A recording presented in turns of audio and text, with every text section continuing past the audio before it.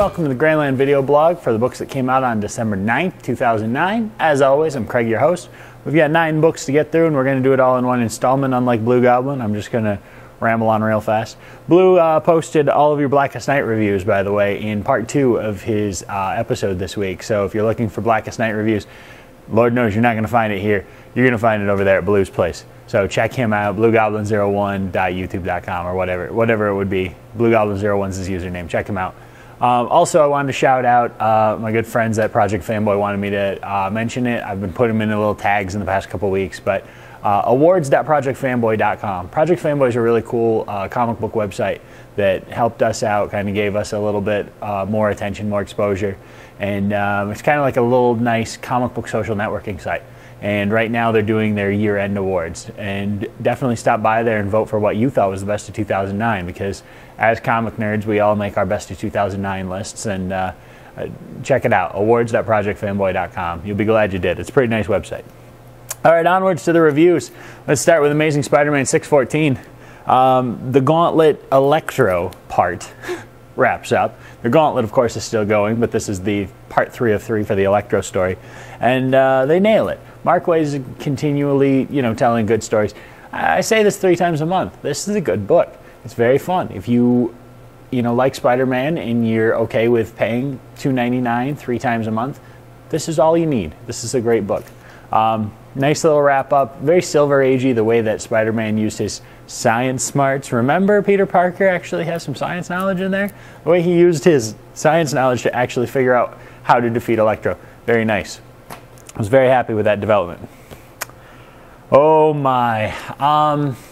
Next on the stack is an indie book that I just picked up because it was $1. It's called Anywhere, and it's by Arcana.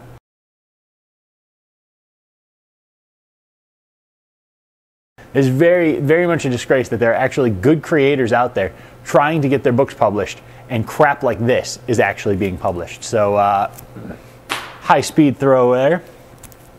Next up, pilot season starts. Pilot season number 3 with Murderer by Robert Kirkman.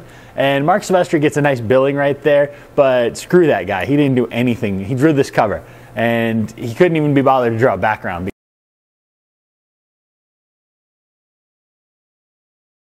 It just doesn't work. The execution is not there. It's a shame because the idea is better than the actual execution. It's still a pretty solid book. Very excited to see what the next 4 entries from Kirkman are.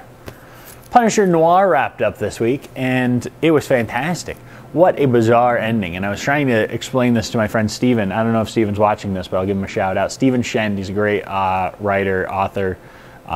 He's done so many things in the comic book and hobby gaming fields that I couldn't possibly even... I'm jealous every day. StevenEShend.com. Check it out. He's got some great stuff going on there.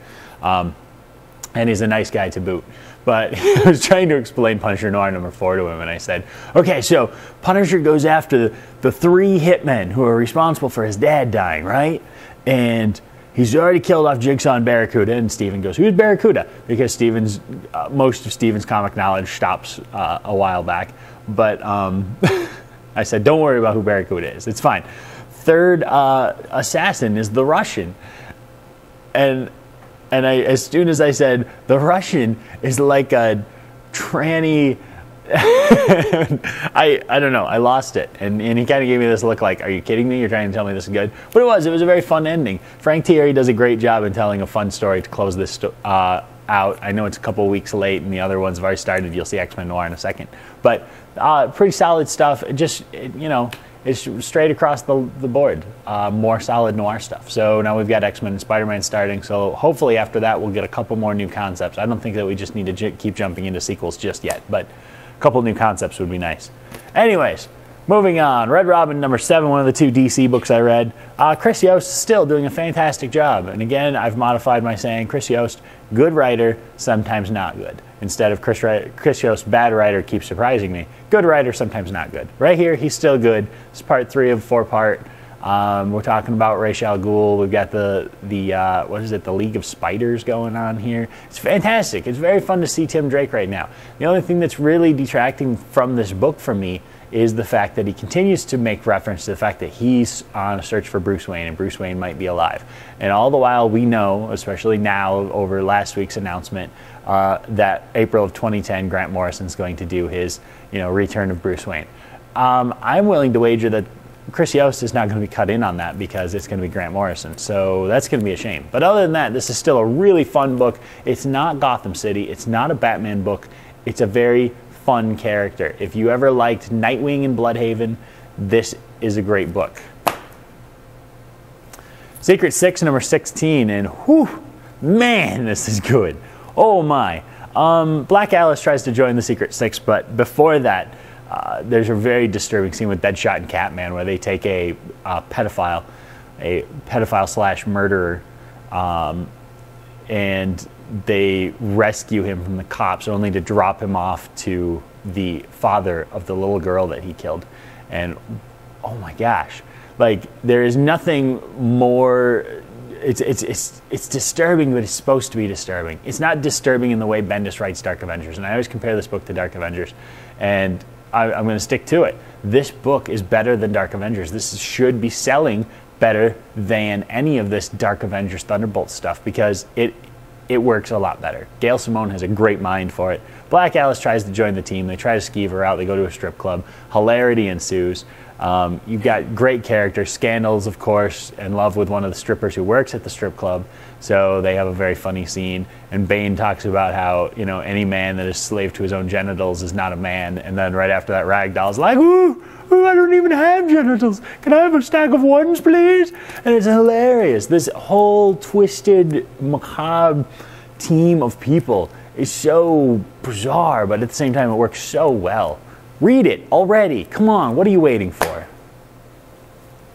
S.W.O.R.D number 2 by Kieran Gillen at Marvel Comics really drives home what I thought was going to be fantastic about this book. I know there's been a lot of, it's going to be Men in Black. I don't agree with that. I think it's going to be more Star Trek Deep Space Nine.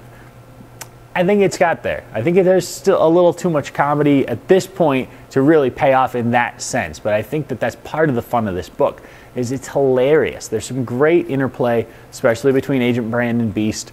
Really good scenes where Brand has a gun, to somebody's head, and there's like a panel and she's holding it.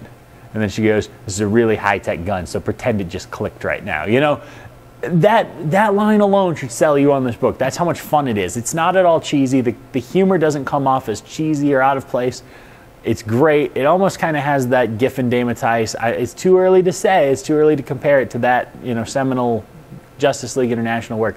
But it's almost in that vein because there's still a seriousness, but at the same time, there's a little bit of blah-ha-ha underneath, and that's so good. I know I screamed from the rooftops about number 1. Check it out. Number 2 is here, and it's just as good as number 1. It's going to stay good. What If World War Hulk is here, and I'm going to take it easy. Mike Wright, R-A-I-C-H-T, I don't even know how to pronounce it, tells the lead story where the Hulk wins World War Hulk. And the Skrulls show up, and there's a nice tie-in to Secret Invasion because, of course, the two events were right on the heels of each other. And it's a well-done story. The art by Parillo, and I don't remember his first name, I apologize, is very good. It's almost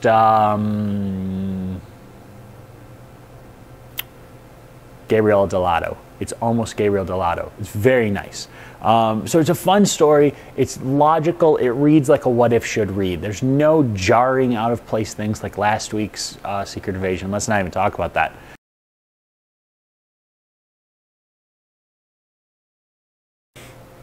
Lastly, X-Men Noir, The Mark of Cain starts. Great sequel. I was so excited by this cover with this crazy Nightcrawler mask, and I was like, yes, this is going to be great. And it is. It's still a very fun story. These characters have been established, so now we're moving into what I like to call the Spider-Man 2 phase. You know how the movie Spider-Man 2 was better than Spider-Man 1 because Spider-Man 2 didn't have to go, here are these characters, here how they fit together, let's deal with all this. Fred Van Lente runs in, does this all. By the way, happy Fred Van Lente Day to everybody. It was actually this past Wednesday, I believe. Yes? No, this past Sunday, December 6th, this Fred Van Lente Day. check out Comics Should Be Good at comicbookresources.com for that joke. But really, really fun stuff here, because you take 2 pages and you go, okay, if you missed part 1, this is how it ended, and then you go headlong into the all new, all different psychopaths, or whatever they are, that the X-Men, instead of being mutants, they're like psychopaths or sociopaths or whatever. It's great. It's so good to see the original team working with Angel instead of being at cross purposes, you know, for half of the book. So established, and it just hits the ground running, and it comes out full force, swinging with beautiful art, beautiful storytelling. It's going to be another hit. The Noir line continues to satisfy. And that's it for this week. Thanks for watching.